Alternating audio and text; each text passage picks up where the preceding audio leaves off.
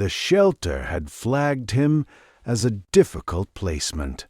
He was a 4-year-old American Pit Bull Terrier, broad-chested, amber-eyed, and possessed of a stillness that some people read as calm and others read as threat. His name was Duke. He had been surrendered twice. The first family said he was too much dog. The second never gave a reason.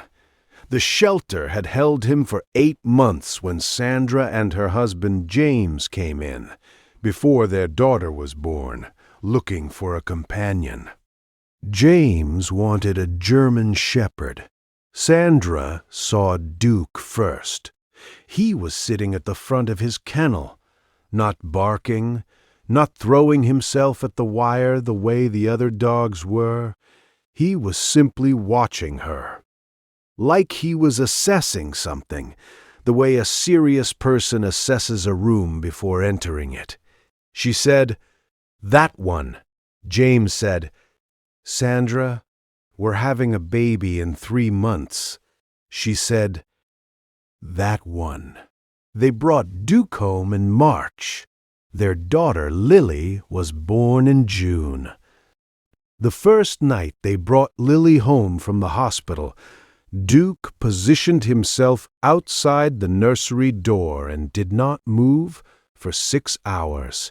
Sandra's mother, who had driven 4 hours to help with the baby, called James into the kitchen at midnight and told him in a firm, quiet voice that the dog needed to go before something terrible happened.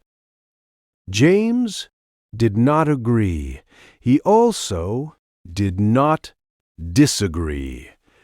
He was exhausted and frightened in the specific way that new parents are frightened, not of any single thing, but of everything simultaneously.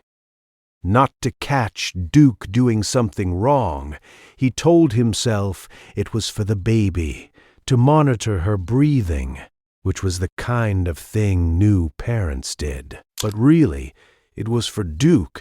He needed to see what the dog did when no one was watching. What he saw was this. Duke lay on the floor beside the crib. He did not pace. He did not whine. He lay with his massive head between his paws, ears slightly raised, and he breathed, slow and even, like a stone that had decided to keep watch. On night 3, Lily began to fuss at 3 in the morning. Not the loud, insistent cry of hunger, but the smaller, confused cry of a baby who has woken somewhere strange and cannot find her bearings. Sandra heard it through the monitor and started to rise.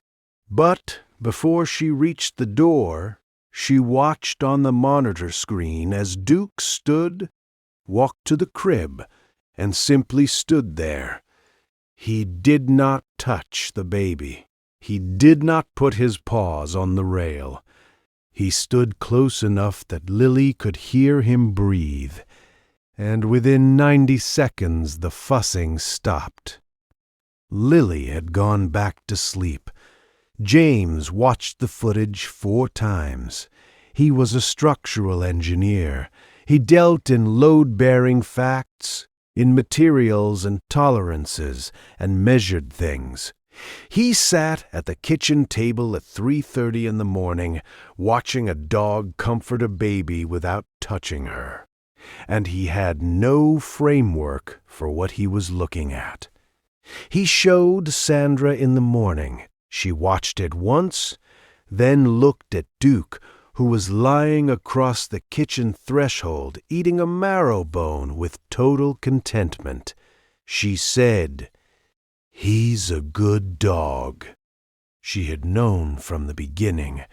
James was still catching up. In the months that followed, Duke developed what the family came to call his routine.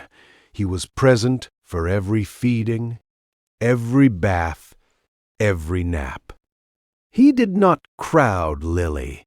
He maintained a respectful distance, close enough to respond, far enough to give her room.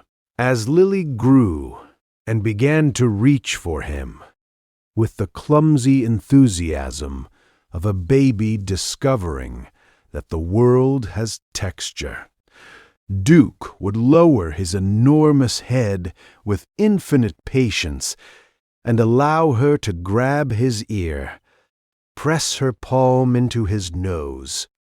He bore all of it with the serenity of a creature who has decided that the thing in front of it is worth any inconvenience. When Lily was 8 months old, she developed a fast fever at 2 in the morning.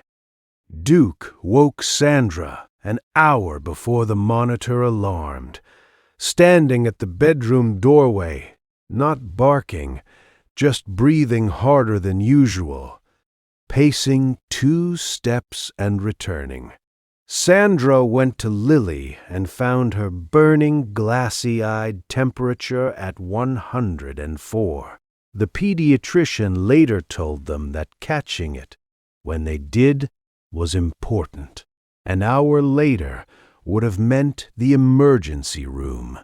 Duke had known something was changing in that room before any instrument registered it.